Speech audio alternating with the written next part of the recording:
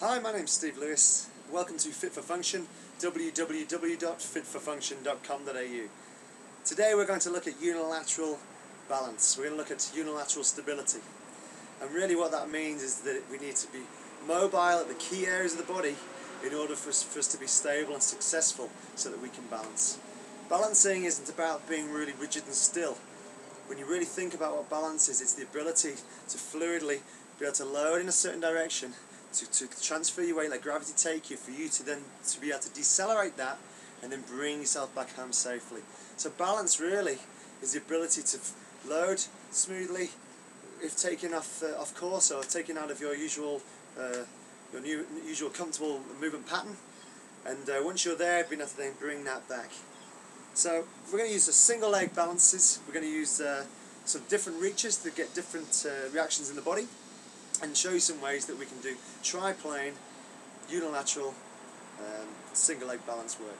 Okay, so first thing we're going to do is we're going to stand on the right leg, and we can use lots of different things for drivers, but the first thing we're going to use is our foot. So we're going to use a foot driver, anterior and posterior. So this is a sagittal plane driver. I could then use the other leg, same thing, and depending on what abilities I have, the easier or more difficult this will be. So for some people this is very easy, for some people this is very difficult. Okay, again we can use the foot driver in the frontal plane, and again there's certain reactions occurring here in my foot, my hip, and my thoracic, my cervical spine, my shoulders, but certainly we're really trying to challenge the frontal plane, lateral hip, and also the inside the medial part of the hip. So we're looking at the front butt, medial adductors, etc. Okay, we're also looking, of course, at hamstrings, quads, calf function.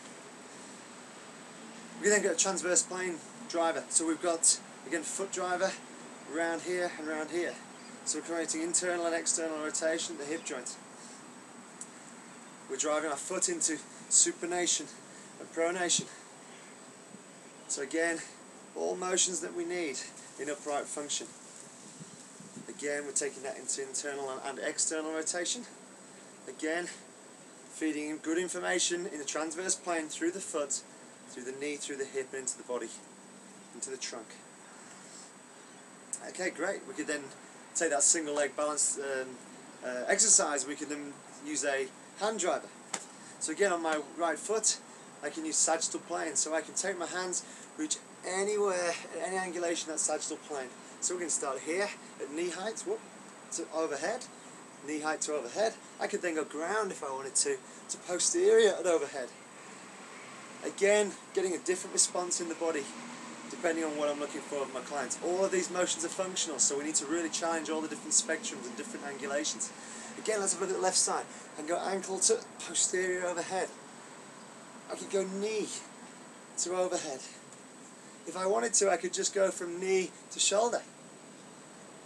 Again, we can feed in and feed out different muscle groups in the different planes. Very functional training. Transverse plane arms. So we can just rotate here and here.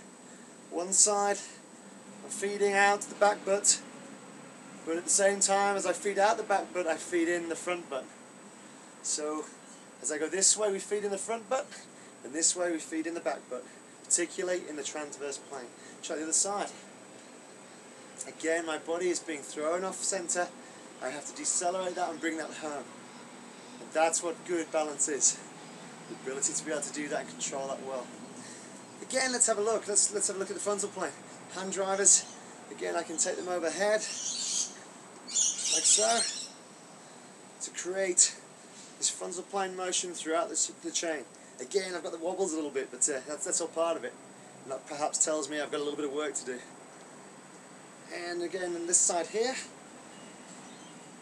So again, not only is this training for balance, but it also is an assessment tool to give us the ability to see with ourselves or our clients where we need to work with them, where we need to create motion, and then hence we can create the stability by loading that motion correctly with some good functional training methods.